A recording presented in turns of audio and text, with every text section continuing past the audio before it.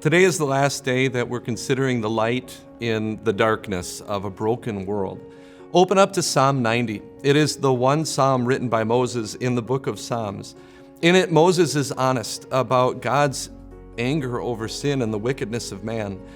He's also honest about God's compassion for sinners and his unfailing love. Moses would know. Moses got to see God. Moses was given by God the first prophecies to record about the coming Savior. But God also showed Moses something else. He showed him the day that he was going to die. You see, Moses had led the people of Israel for 40 years in the desert, and they had come right up to the point of getting into the promised land. They were right at the border. And God told Moses that he wasn't going to be the one to lead his people into the promised land. Instead, it was time for him to go to heaven.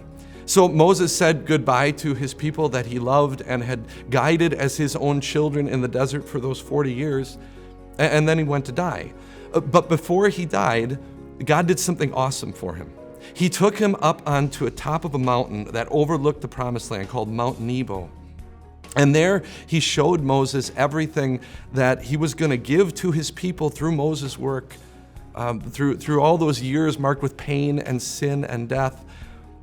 And as he looked, he saw the promised land, a land filled or flowing with milk and honey.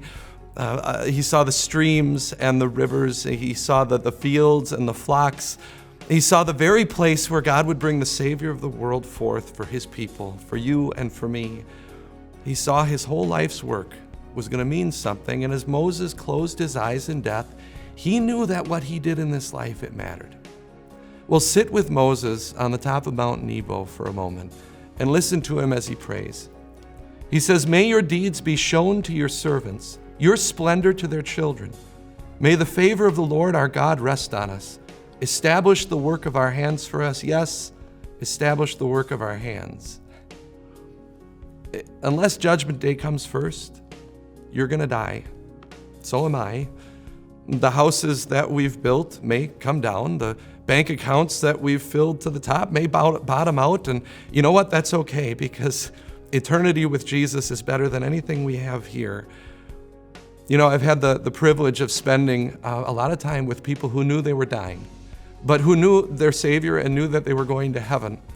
For as much as we talk about some of these topics now, when I'm talking to them, they don't talk much about how nice their houses are and how they love them. And they don't talk much about how their bank accounts are doing well or the great vacations that they took. No, instead they talk about the joy that they have, that they're going to be in heaven with their loved ones. See what really matters in your life. See what makes your life really matter. See your children telling their children about the love of their Savior.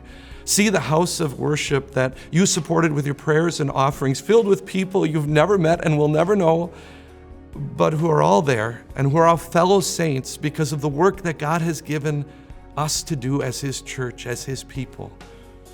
See the last day, when God will gather all his saints together into the true promised land. See that, and you'll see God's compassion. See that, and you'll see what lies beyond the darkness.